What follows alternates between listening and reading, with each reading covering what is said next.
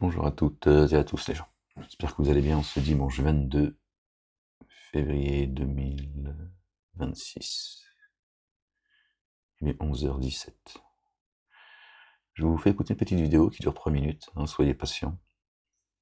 Surtout que, voilà. En fait, si vous voulez, je suis tombé sur cette vidéo et ça fait que confirmer encore un peu plus la vidéo que j'ai faite hier, d'accord, concernant la liste Epstein, qui révèle qui sont les gardiens de ma grand-mère et de ta grand-mère. Je vous fais écouter les gens et je vous partage un peu ce que j'en pense avec vous. Ok les gens? Soyez bénis les gens. Allez. Mince. Ce que je fais. Ouais, c'est du bricolage, hein, frérot. Excuse-moi, je fais ce que je peux. Calme-toi, la bête. Alors. On y va les gens. A été annoncé publiquement jeudi dernier lors de la première réunion du Conseil de paix porté par Donald Trump. Le Maroc va envoyer des policiers et des militaires dans la bande de Gaza. Ils participeront à la future force de stabilisation. C'est ce soir le choix de la rédaction. Pour en parler, nous sommes en visioconférence avec Sébastien Boussois, chercheur à l'Institut géopolitique européen de Bruxelles, un spécialiste du Moyen-Orient. Bonsoir Sébastien Boussois. Bonsoir. En quoi précisément va consister la mission de ces policiers et militaires marocains à Gaza? Écoutez, le programme est multidimensionnel. En réalité, ce qui est intéressant, c'est de voir que face à l'impuissance des Nations Unies, le Conseil de paix de Donald Trump est en train de mettre en place de manière concrète, dans le cadre de la phase 2 de son plan de paix, quelque chose de très opérationnel pour permettre à la fois la reconstruction, mais également la sécurité de l'enclave à Gaza. Or, on sait à quel point, évidemment, la situation est tendue, au-delà de ce qui s'est passé depuis le 7 octobre 2023, au-delà de la riposte israélienne, au-delà des difficultés de faire désarmer le Hamas, le Maroc, avec l'Indonésie, sera un pivot pour permettre de stabiliser la situation d'un point de vue sécuritaire, avec la présence des forces armées royales marocaines, environ à peu près 20 000 membres, mais... Sécurité royale. Le Mossad, si tu veux. Également 12 000 policiers qui vont former sur le terrain les personnes en termes de sécurité, qui vont être... En fait, Gaza, tout le monde y va, chacun fait ce qu'il veut, en fait. Ils y vont, ils disent, bon, on va sécuriser ça, on va amener des bonbons, des glaces, des barbes à papa aux enfants, on va... Ce que je veux dire. Ils font ce qu'ils veulent, en fait, c'est chez eux. Chacun y va, et chacun a la royauté du Maroc. C'est qui chuchote à l'oreille du roi du Maroc, le descendant du prophète. En direct, apparemment, il est de la famille d'Abou Bakr. Un apport extrêmement important en termes de ce qu'on appelle la déradicalisation, ou en tout cas la lutte contre l'extrémisme violent, pour éviter, vous imaginez bien, que toutes ces générations... Ils vont déradicaliser les Palestiniens. Ouais, je suis passé par là, moi, pendant 3 mois et demi à Pontoise. Ouais, centre de déradicalisation, je crois, ils m'ont pris pour un cafard. Ouais, bon, du coup, ils ont dit, il est ni violent, ni dangereux, c'est top. Ouais, et puis en plus, bon, pas les mettre dans la merde, dans ceux qui... De pauvres gamins palestiniens qui ont vécu des horreurs pendant 2 ans, voire plus, et la mauvaise idée, à un moment ou à un autre, de devenir des terroristes. Donc le rôle du... Alors, il lâche une petite larmichette, tu vois. Il dit, oui, les pauvres, parce qu'ils ont vécu depuis 2 ans, donc ça, ils n'ont pas le choix que de reconnaître, en relativisant, évidemment. Puis il te dit, bon, qu'ils aient pas la mauvaise idée de devenir des terroristes. On a violé sa mère, son père, sa sœur, son frère, ils ont fait un champ de patates de Gaza, tiens, enfin, tu vois bien, j'ai pas besoin de te faire la liste. Et lui, il te dit, bon, ce serait, je pense, une mauvaise idée qu'ils deviennent des terroristes. C'est tout ce qu'ils peuvent devenir, c'est des terroristes. Bah, chez eux, déjà, ils vivent dans les chiottes, tu vois. C'est Palestine, c'était chez eux, tiens. Lui, il se retrouve à Gaza. C'est ça, la Palestine, ça s'appelle Gaza. Tu vois toutes les horreurs, hein. Pas besoin de... Tu vois, quand même ce qu'on ne pouvait pas imaginer, hein, tu vois. Il nie en plus, il révise l'histoire en live, il nie l'histoire en live, bref. Puis ils veulent que ces petits Palestiniens, ça devient des enfants, des adultes, tu vois, gentils, soucieux, tolérants et tout ce que tu veux, avec tout ce qu'ils ont. Hein. Ouais, t'as vu, quand tu vois ta facture d'électricité, ton loyer, ton frigidaire qui est vide, tout ça, t'as vu, t'as envie de tout faire péter en fait. Non, t'en peux plus, tu dis bon, il y en a ras le bol, qu'est-ce qu'on fout dans ce monde? Et eux, avec ce que les Gazaouis y vivent, ils te disent ouais, on va falloir gérer tout ça. On va y aller, le roi du Maroc qui a envoyé tu vois, l'équipe à André Azoulay, et puis on va essayer de faire en sorte qu'ils ne deviennent pas des terroristes quand même, parce que là, ça serait trop pour les Palestiniens, quoi. Si on peut pas les abandonner, je veux dire, à un moment donné, si tout ça pour que ça devienne des terroristes, c'est pas, on n'aura pas, on aura tout perdu finalement. Bah oui, bah, dans le fond, ce qui compte, c'est quoi? C'est qu'ils finissent pas terroristes, c'est tout. Parce qu'il va falloir recommencer. Hein. 77 ans que, tu vois, qu'on lutte contre ce fléau. Le Maroc va être évidemment central et tout ça correspond à l'histoire du Maroc depuis maintenant une trentaine d'années de lutte contre le terrorisme, mais également d'extrême bonnes relations avec les États-Unis au point que le Maroc soit un élève modèle pour Washington. Premiers de la classe. Le Maroc sont les premiers de la classe. Hein. Le Maroc, je te dis, c'est un kibboutz. C'est probablement ça qui a pesé dans la balance pour le rôle qu'il va assumer dès à présent. Et à court et à moyen ou à long terme, est-ce que qu'est-ce que gagne finalement le royaume chérifien à s'engager ainsi à Gaza? Écoutez, il gagne énormément de choses. Il a un renforcement clair et net de la coopération avec les États-Unis. Je dirais que dans la région, c'est à peu près le meilleur exemple et il est cet élève modèle qui montre à quel point la coopération... Premier de la classe, le Maroc. À la fois multidimensionnelle de lutte contre le terrorisme a été d'un apport extrêmement important pour les États-Unis depuis le 11 septembre 2001, a été d'un apport phénoménal après les attentats après les attentats de 2015 à Paris, puisque le Maroc a coopéré avec la France pour permettre d'arrêter une partie des terroristes, et va jouer un rôle évidemment central sur le Moyen-Orient, parce que le roi du Maroc a ce rôle extrêmement important de président du comité Al-Quds, c'est-à-dire qu'à la fois il est en charge de la défense et de la protection des lieux saints à Jérusalem, mais qu'il œuvre aussi évidemment pour une résolution juste et durable et puisse permettre une paix avec les Israéliens et les Palestiniens. Et je rappelle quand même que le Maroc a signé les accords d'Abraham. Donc, D'accord. Président du collectif de mon cul, hein, descendant direct de Momo. On va aller jusqu'au bout quand même. Et quelque part, ce carrefour et ce pivot entre les Israéliens et les Palestiniens.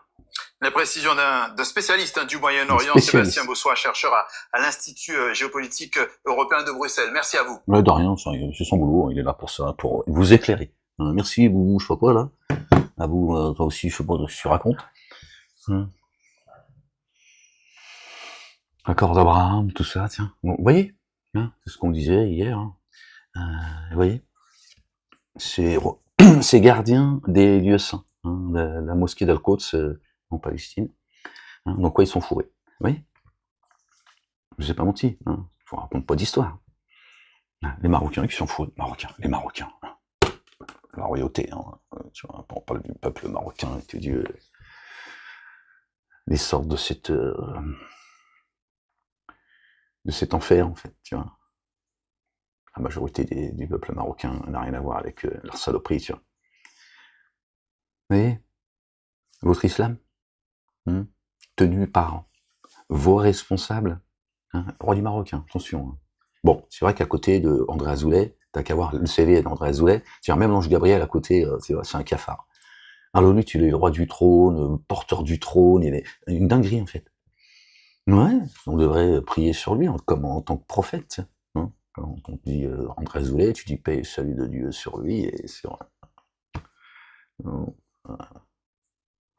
le minaret de Marrakech. C'est une dinguerie le truc. Vous voyez, c'est les garants. Hein. Alors, les autres, c'est les garants de la Mecque. Et lui, il est le garant de président du collectif. Hein, quand t'entends collectif, t'as compris d'où ça vient, c'est signé. Garant tu vois, de la mosquée sainte, hein, 2 ou 3e pilier de l'islam. Il y a des piliers en islam.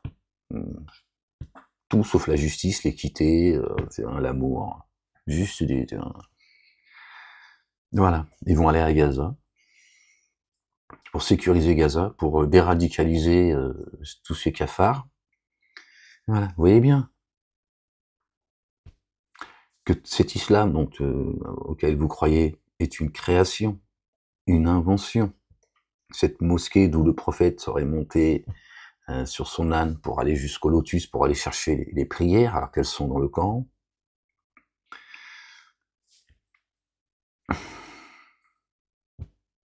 Ils sont liés les uns les autres.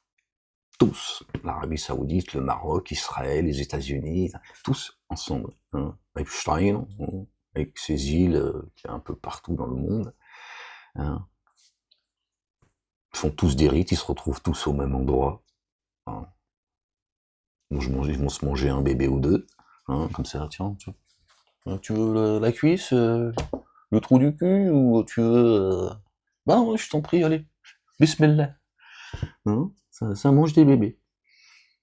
Bah, je sais pas, apparemment ça a l'air d'être normal, moi j'en sais rien, moi je te dis, toi t'es là, oui, toi déjà, t'es encore vivant, qu'est-ce que tu veux, où tu vas, d'où tu viens, machin. Moi je suis comme toi, j'essaie de comprendre ce qui se passe, là. Qu'est-ce que foutent tous ces gens, tiens, qui sont les gardiens de l'éternité, des terres promises, tout ça. Boivent du sang, t'as vu, tout est le peu que l'on peut aujourd'hui vérifier, d'accord.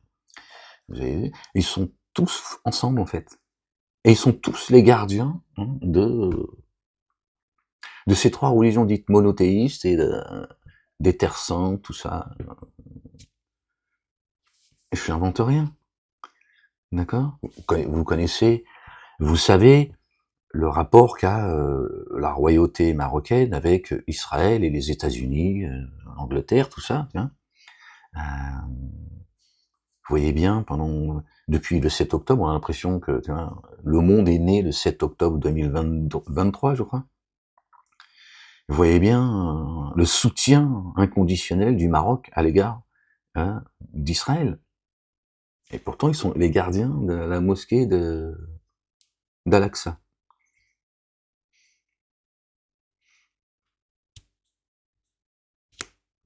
Le roi du Maroc qu'on a croisé sur Paris complètement bourré. Bon, l'alcool n'est pas interdit. Je te renvoie, il faut encore au verset 97 du chapitre 5 que je vous ai révélé. On a le droit de boire, c'est pas ça le problème. Bah, lui, il était quand même bien, il était un peu fait quand même. C'est compliqué quand même de donner, les lieux saints entre les mains d'un mec, qui est complètement bourré sur le trottoir de Paris. Donc vous voyez, quels sont ceux, d'accord, qui sont les garants de votre dogme, de votre croyance, de votre religion, des lieux saints, etc. Ce sont eux qui sont liés directement, d'accord, à ceux qui mangent la chair humaine.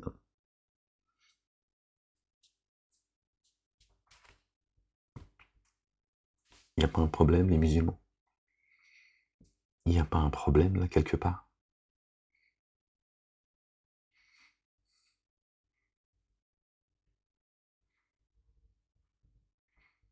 Qu'est-ce que le Maroc allait foutre là-bas, maintenant? Ils étaient où avant, là? Vous pouvez pas envoyer leurs gardes, là, pour soutenir les Palestiniens et sécuriser la mosquée d'Al-Aqsa? Vous avez vu? Les Israéliens, ils bombardent pas la mosquée d'Al-Aqsa. Ils sécurisent la mosquée d'Al-Aqsa. Ça devrait te faire réfléchir, ça aussi. Ils en ont fait un champ de patates, mais la mosquée d'Al-Aqsa, ils y touchent pas. Ça devrait te faire réfléchir. C'est leur synagogue. Ça leur appartient. Ils en ont besoin. Le jour où ils vont la démonter, les jours où ils vont la détruire, c'est qu'ils sont passés encore à une autre étape. Mais tu vois,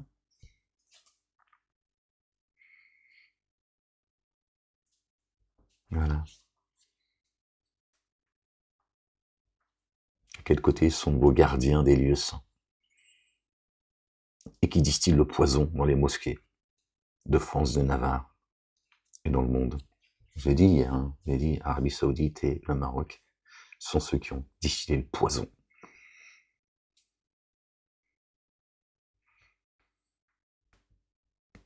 Pourtant, Dieu dit, en parlant de ceux qui se disent être les gardiens, tu vois, des lieux saints en Arabie Saoudite, selon eux, la Kaaba, hein, qui abreuve les musulmans, d'accord, de mémoire les gens, d'accord. Ceux qui sont les gardiens de Masjid al-Haram, d'accord, qui abreuvent les pèlerins. C'est pour ça qu'en Arabie Saoudite, ils donnent de l'eau gratuite, des bouteilles d'eau. T'as l'eau de Zoum Zoum aussi, hein, de Soum Soum. Hein. Ils donnent des bouteilles d'eau gratuites comme ça, hein, pour que ça corresponde au verset coranique. Abreuver, ceux qui prétendent. Abreuver, l'eau, c'est la parole. Ceux qui prétendent. Hein, si tu comprends le langage divin, coranique. Hein, c'est pas, je te donne une bouteille d'évian, d'accord, que tout le monde balance par terre en plus. Ils en font une décharge à chaque fois qu'ils vont là-bas. Ceux qui prétendent abreuver spirituellement les pèlerins. Dieu dit, d'accord, que ceux qui sont vraiment les gardiens du temple, des cœurs de chacun, c'est ceux qui sont, c'est les précurseurs et qui sont allés au combat, et à ceux aussi qui vont les rejoindre à un moment donné. Il dit, ce sont ceux-là, les garants de Masjid al-Haram.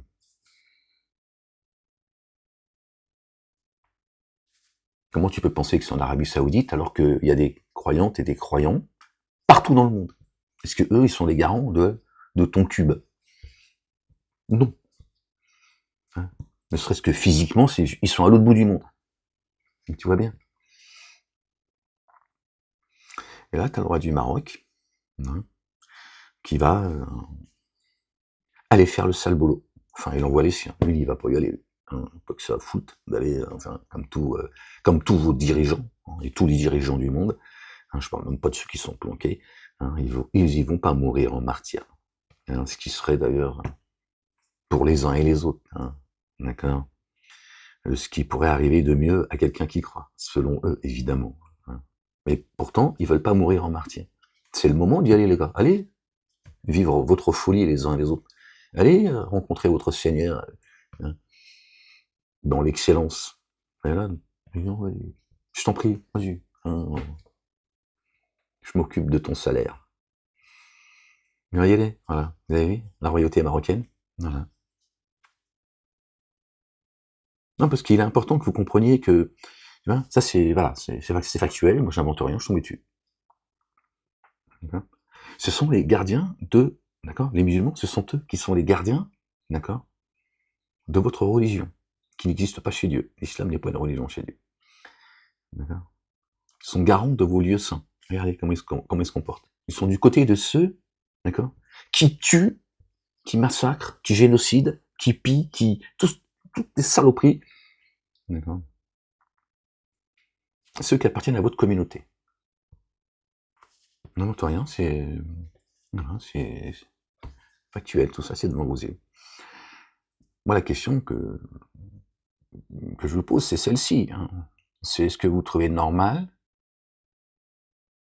que ceux qui sont vos représentants, vos patrons protecteurs, vos guides, hein, ceux qui vous abreuvent, hein, qui vous enseignent, d'accord, sont avec les ennemis, avec vos propres ennemis, les ennemis de l'islam, les ennemis de Dieu, etc. Il n'y a pas un problème, les gens. Vous voyez bien. Qui a créé toutes ces fausses religions et à quoi elles servent?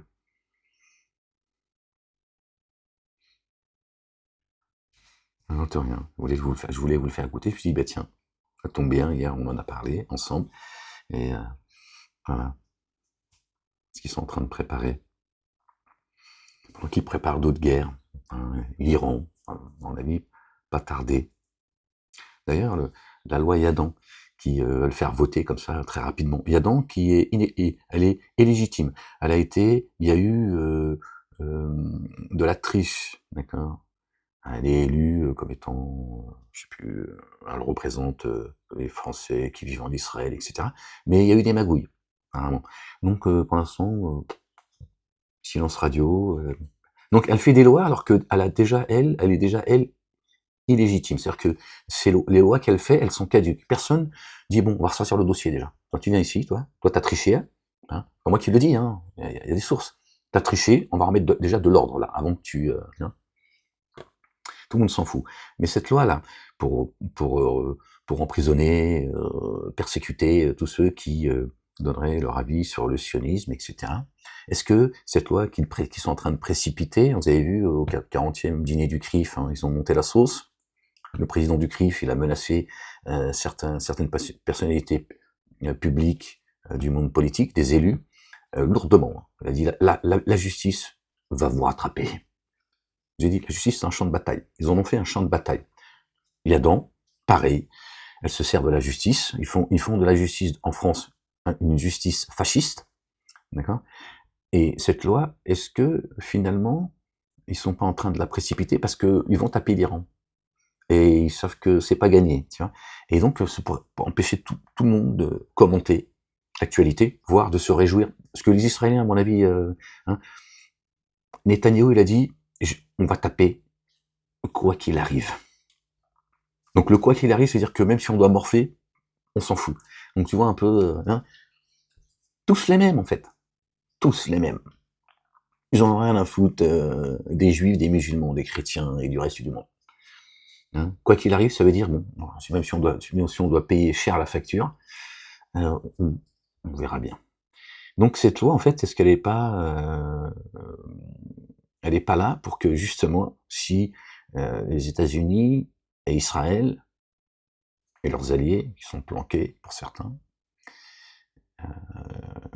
vont taper l'Iran en sachant que ça va être compliqué, ça risque d'être un bourbier, ça risque de durer longtemps, et il risque d'avoir de gros dégâts. D'accord, les bases américaines qui sont au Moyen-Orient et Israël. Et donc il faut une loi pour qu'en France, on interdise d'être du côté soit de l'Iran ou ne serait-ce que de commenter et tiens, il ressemble quand même. Cette loi-là qui est juste, je dis, ils sont en train de faire de la justice de France une justice fasciste. La liberté d'expression, ils s'en battent les couilles. C'est eux la liberté d'expression. Donc ça se précipite en fait. Mais moi, une fois encore, je vous parle de tout ça, c'est pas forcément pour vous parler de ce qui se passe, il n'y a pas besoin de moi pour comprendre, quoique, hein, des choses que moi je comprends que vous ne comprenez pas, pardon de vous le dire comme ça, c'est pas condescendant ou c'est pas pour... mais c'est comme ça. Je rends grâce à Dieu m'avoir donné ce discernement, et je suis là pour ça aussi. Mais moi je veux surtout, une fois encore, interpeller la communauté musulmane et leur dire, regardez, d'accord, les gardiens de vos lieux saints, de votre dogme, de votre croyance, de votre foi, de vos mosquées dans le monde, etc. Regardez de quel côté ils sont, comment ils agissent, ça devrait vous interroger. Ça devrait vous interroger. Notre bien-aimé, le fils de notre bien-aimée Marie, que la paix et le salut de Dieu soient sur eux et sur leur famille, que Dieu les couvre de sa gloire, nous a dit, réjouissez-vous, votre royaume est dans les cieux. Votre royaume est dans les cieux, pas sur terre. Dieu a donné à Satan le royaume sur terre. Il a dit, tiens, allez. Allez, tiens, tu vois, je te donne même des balles. Bon, dans ton fusil, vas-y. Tiens, forcément, tous ces royaumes, toutes ces terres saintes qu'on vend aux uns et aux autres, d'accord, c'est la création de Satan. Parce que c'est tout ce qu'il peut vous donner. Et encore, en réalité, il ne te donne rien. Les cieux et la terre appartiennent à Dieu. Tout ça est éphémère. Un jour, ça va disparaître. Alors que notre bien-aimé a dit, votre royaume, réjouissez-vous, votre royaume est dans les cieux. Royaume contre royaume. Le royaume des cieux avec le royaume sur terre. Réjouissez-vous d'être persécutés. Votre royaume est dans les cieux. Gardez courage. Patientez jusqu'à la fin. Et vous serez vainqueurs. Ce qu'il a dit, le Coran le dit également. Oui, donc tu peux tout de suite faire, tu vois, tu peux comprendre que tout ça, là, tout ce qu'ils nous vendent n'est que mensonge. Et la ruse du diable est faible, vous le savez. Dieu dit que Dieu fait une parabole dans le Coran en parlant des dénégateurs, en disant que la maison, d'accord, des dénégateurs est comme celle de l'araignée. Et c'est la maison, comme ça de mémoire, les gens, pardon, c'est la maison la plus fragile, la maison de l'araignée. T'as vu, l'araignée, quand elle tisse sa toile, t'as vu, c'est d'une perfection incroyable. Un coup de balai, il n'y a plus de maison. Et Dieu l'a dit, ce que bâtissent ces dénégateurs, c'est aussi fragile que la maison de l'araignée. Il fait une parabole pour dire tout ça, c'est fragile. La ruse du diable est faible. Le diable n'a aucune autorité sur vous, que sur ceux qui répondent à son appel. Dieu, lui, il est le fidèle, le puissant, le sage, le vivant, qui ne contrevient pas à ses promesses. Et il te promet le royaume dans les cieux éternels. Oui. Dieu, il a ses armées, il a ses gardes. Attention. Hein, c'est pas le descendant de Mahomet, hein, le roi du Maroc, avec on sait qui allait, l'armée qu'il a envoyée, tiens. Ils sont déjà sur place. Hein, ils mettent juste, tu vois, l'habit et ils sont, voilà, comment ils vont contrôler Gaza. C'est le Mossad.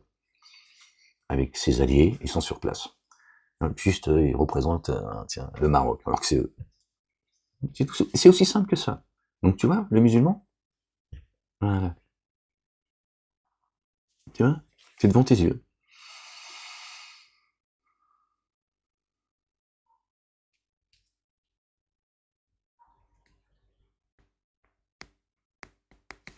Moi, je te mets ça sur la table, après. Après, pardon, les gens, tu fais ce que tu veux. Hein. Moi, voilà. Je dis, voilà, les choses.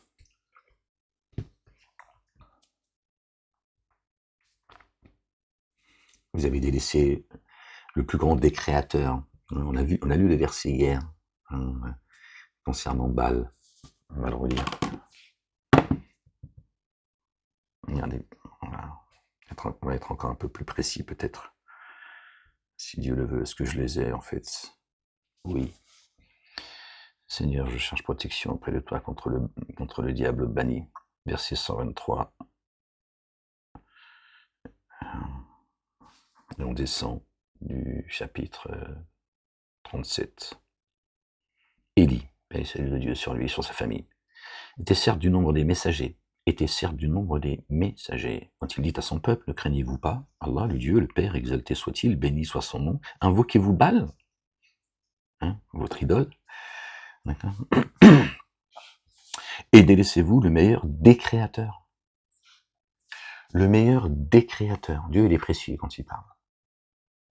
Délaissez-vous le meilleur des créateurs. Donc Dieu n'est pas le seul créateur. Attention. Il est le créateur des cieux, de la terre, de ce qui est entre les deux et en terre.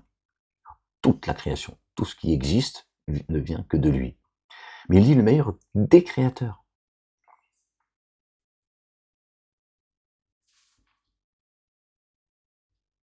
Invoquez-vous Baal et délaissez-vous le meilleur des créateurs. Curieux que Dieu, qu'il est un Dieu unique.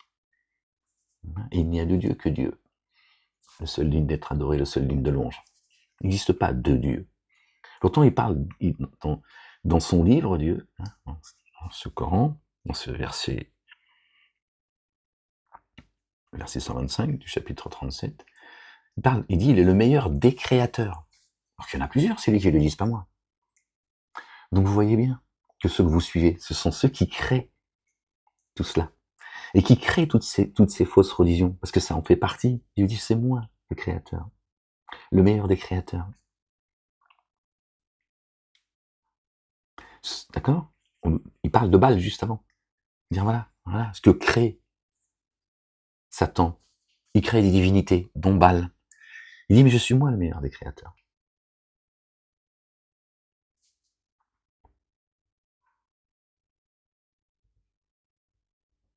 Donc il parle autant sur l'aspect matériel, hein, toutes ces terres promises, hein, la Jérusalem, hein, promise au peuple élu, la Kaaba, terre sainte des musulmans, etc. Le Vatican, l'endroit, et spirituellement aussi. C'est eux que vous allez suivre, avec leurs faux dogmes, ceux qui ont créé toutes ces fausses religions, alors que moi je vous ai descendu le culte Dieu que vous me devez, qui est un culte de vérité. Et Dieu il est fidèle. C'est pour ça qu'il est dit le meilleur des créateurs. Sinon on comprend pas. Bon bref, c'était une petite parenthèse. Voilà les gens. Bon voilà. Bon, après encore une fois vous faites ce que vous voulez. Moi c'est juste pour vous interpeller, vous dire regardez ceux qui sont vos représentants religieusement parlant. L'autre il est carrément descendant du prophète qui n'existe pas. Donc t'as compris l'escroquerie. Tu le sauras un jour. Tu verras. Tu diras Ahmed il n'était pas en train de nous insulter. Il cherchait pas à nous offenser. Il était simplement en train de nous dire je suis là pour vous avertir d'un jour terrible, de vous annoncer la bonne nouvelle, vous ramener sur le chemin. Après, on n'a pas voulu l'écouter, on l'a pris on s'est amusé de lui, comme ceux qui l'ont précédé, on s'est moqué d'eux, et en fait, il a fait que nous dire la vérité, c'est tout. Il nous a rien demandé, il n'avait rien à gagner, il a pris des coups pour nous, et nous, on était dans l'insouciance, et voilà. Alors que il suffisait d'entendre ce qu'il nous dit, tout est rationnel, même sur le plan, même en dehors de en dehors du domaine religieux, ce qu'il nous disait était rationnel. C'était devant nos yeux. Bon, on s'est foutu de sa gueule.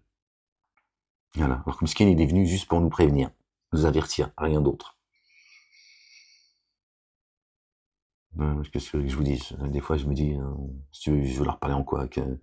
En langage des signes? En chinois? Ouais, c'est ce que je te dis. Gloire et pureté à toi, Seigneur, exalté sois-tu. Béni soit ton nom. Qu'il ait pitié de vous. Moi, j'ai fait qu'exposer les choses, après, vous en faites ce que vous voulez. Bon, ben voilà. Vous avez vu? Ici encore qui va aller piétiner le sol, apporter la paix, déradicaliser ces Palestiniens qui ne sont apparemment que des parasites pour eux. Voilà les gens. Prenez soin de vous, que Dieu vous bénisse. Certainement, moi et mes messagers nous vaincrons. Trop bien-aimé a dit, j'ai vaincu le monde. Je sais que je le répète, mais je suis là pour ça. Dieu se répète dans son livre, qui est un livre de paraboles, d'ailleurs, le Coran. Notre bien-aimé a dit à ses disciples de son vivant, sur terre, évidemment, parce qu'il est toujours vivant, il a dit, je parle en parabole aujourd'hui, mais il arrivera un jour où je ne parlerai plus de parabole. En parabole. À mon avis, s'il revient, méfie-toi. Tu vas voir que dire, finalement, Mohamed, il était sympa. Jésus, c'est un sniper. Il vient, tu vois, il va pas se priver de te dire ce qu'il a à dire. Alors fais gaffe. Tu vois, le coup de pelle, tu vas le prendre. Tu vas te... tu vas dire, merde.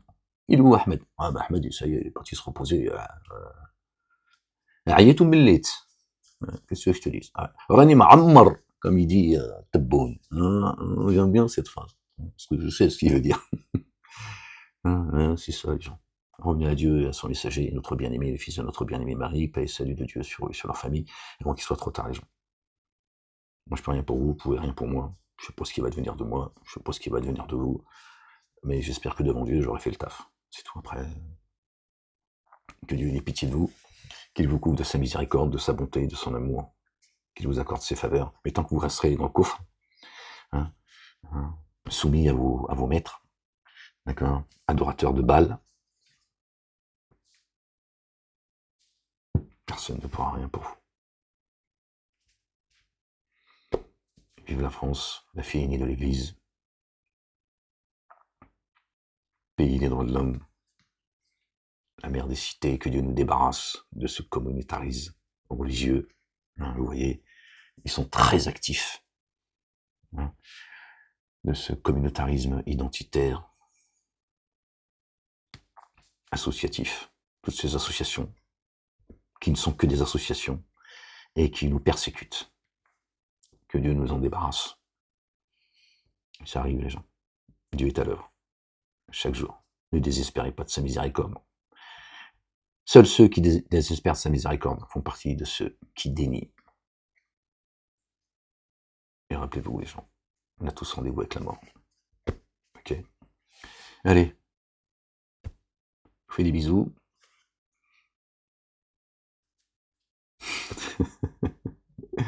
Pourquoi j'ai toujours envie de dire une connerie comme ça avant de partir? J'allais dire une connerie sur Momo, le roi du Maroc et son conseiller, André Zouzou. Zoubida. Non mais